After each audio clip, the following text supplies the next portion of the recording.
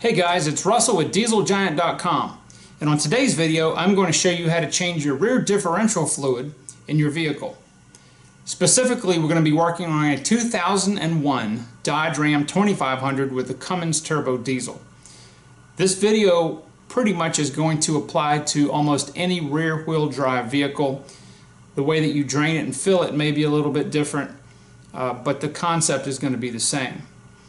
I just wanted to say first of all that most people, I think, have the idea that rear end fluid, rear differential fluid, rear axle fluid, whatever you want to call it, is permanent, and it's not.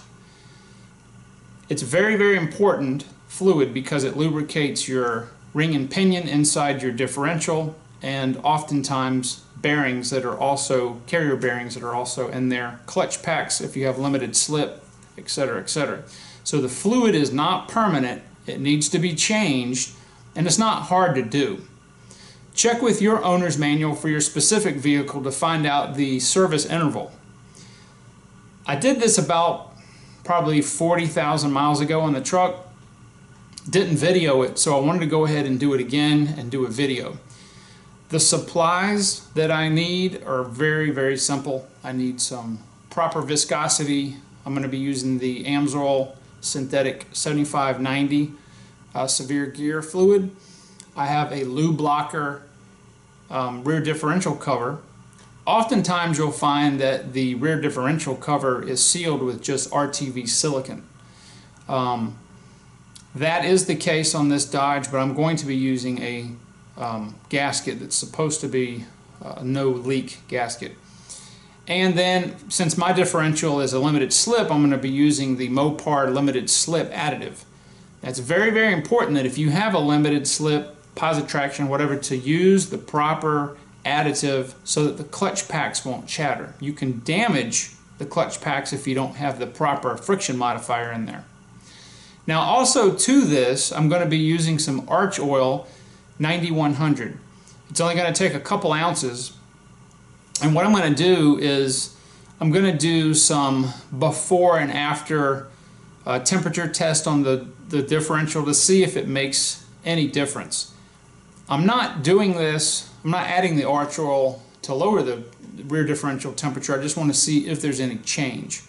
The advantage is that supposedly it will reduce some friction, etc., etc. So that remains to be seen. But what I'm going to do is I'm going to go ahead and we're going to get started with this project. I'm going to show you how to do this project. It's not hard. I'm going to say it's probably a 3 out of 10 on a scale, and look through this whole video, see if it's something that you want to tackle on your vehicle.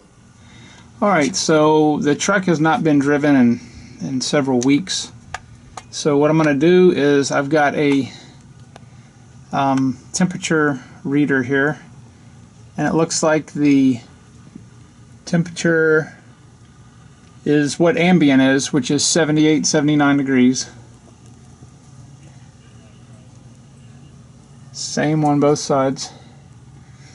Alright, so what I'm going to do is I'm going to drive a loop about 10 or 15 miles, and then I'll come back and we'll check the temperature again, go ahead and do the service, and then drive that same loop and see if it drops the temperature at all.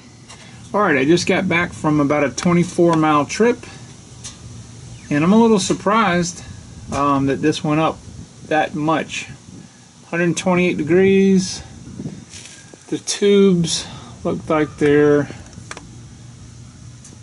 about 100, but the differential itself, hoping the camera can pick this up, is about 128 degrees.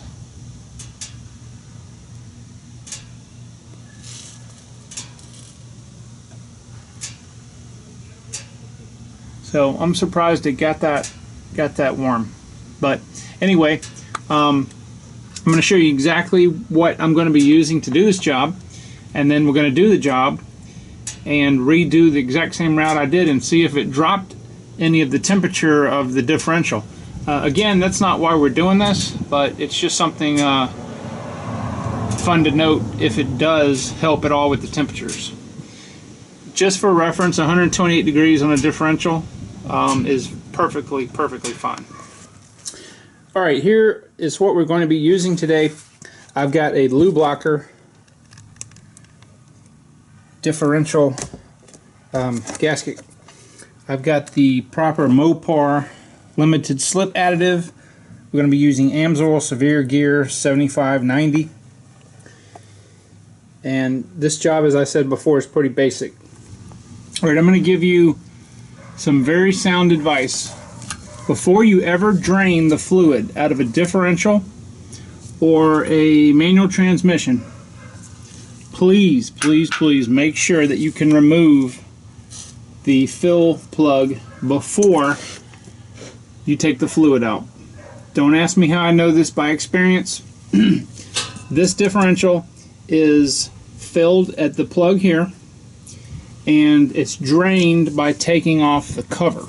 So some differentials will have a drain plug on one end, or one lower, and a fill plug on the upper.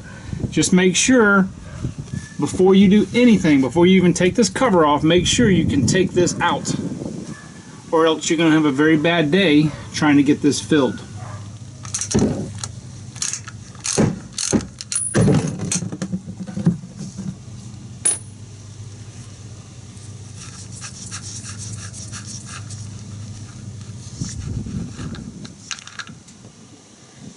So if some does flow out, the reason it's coming out is because I'm on a slight slope backwards. So I'm going to go ahead and just let whatever wants to come out, come out.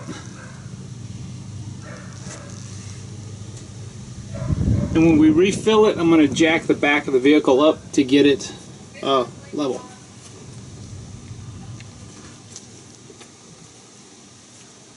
Now, the bolts on this particular differential are 14 millimeter. Yours may or may not be the same. Alright, I've taken all the bolts out of, we'll refer to this as the pumpkin, except these two. They're just held in here loose. At this point, what you can do is kind of tap it a little bit, and the idea is to let this drain out without having this cover completely pop off, because it's going to make a huge mess. What I also like to do is I've already put the drain plug or the fill plug back in, but you can kind of move it a little bit. There we go.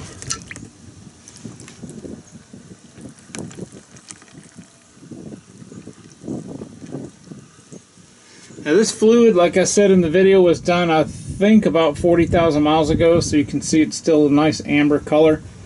When we get the cover off, we'll be able to look at the condition of the gears, the planetary set. Now this is a limited slip differential. The tags that were on, there's a tag on the bolt that denoted that. It actually says limited slip, and that is the inside of this differential.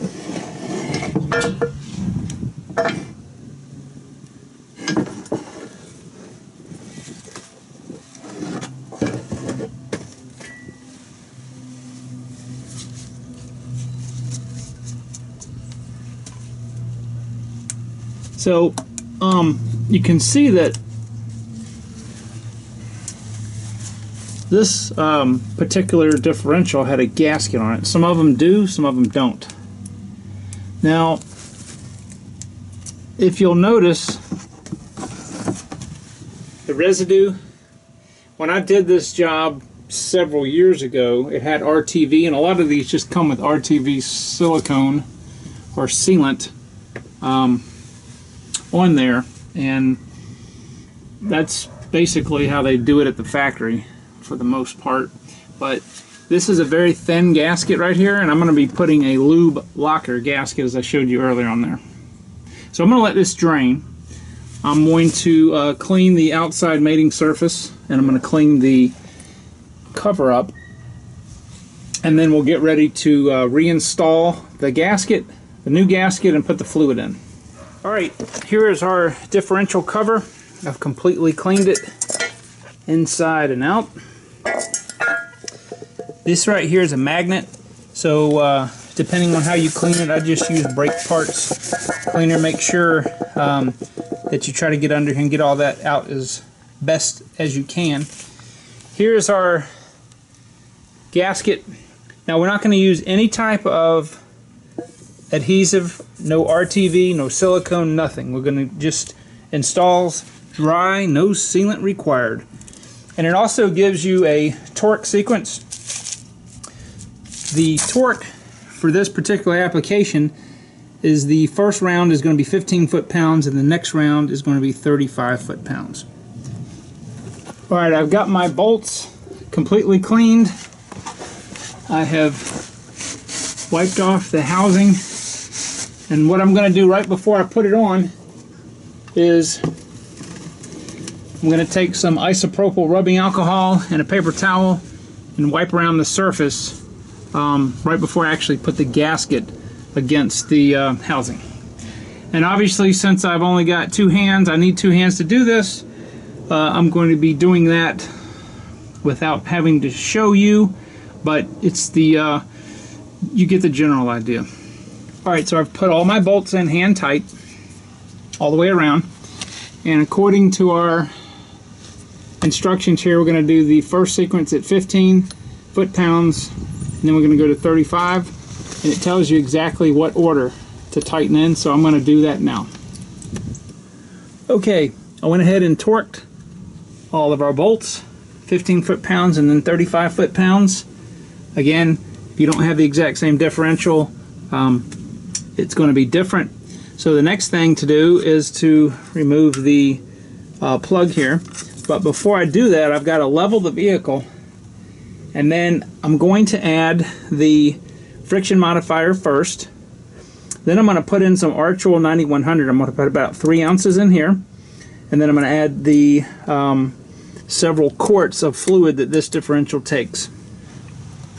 Alright, so because a big thunderstorm is coming and I'm trying to get this done, I went ahead and very slowly turned the truck around and put it on the slope so that it would be pretty much level.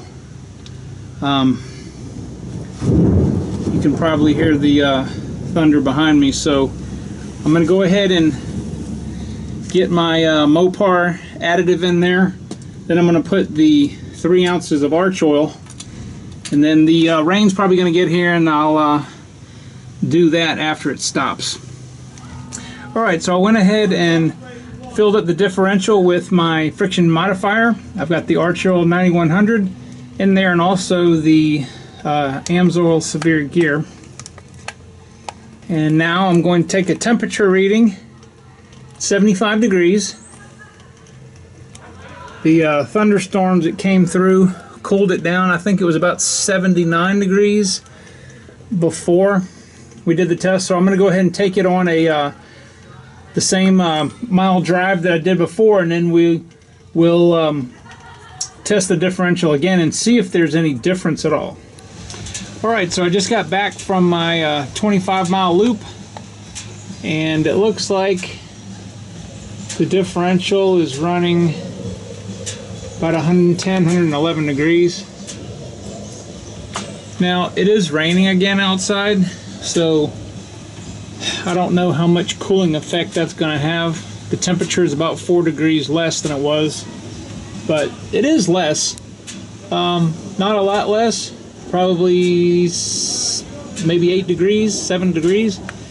So I'm not going to say that's conclusive that the modifier or that the Archoil is making the differential run cooler, but you know, a few degrees either way I don't think is conclusive. Well, the job is done. Now, is there any difference that I can tell driving the vehicle? And the answer would be no. I didn't have any weird whines or noises or chattering in the rear end before I did the fluid. It was just time to do it. Now, did the Archoil 9100 make a difference? I don't know. There was about a 7 to 8 degree cooler temp reading on the exact same course. Now given when I did the test earlier today, it was about 4 degrees warmer, 5 degrees warmer, and it wasn't raining.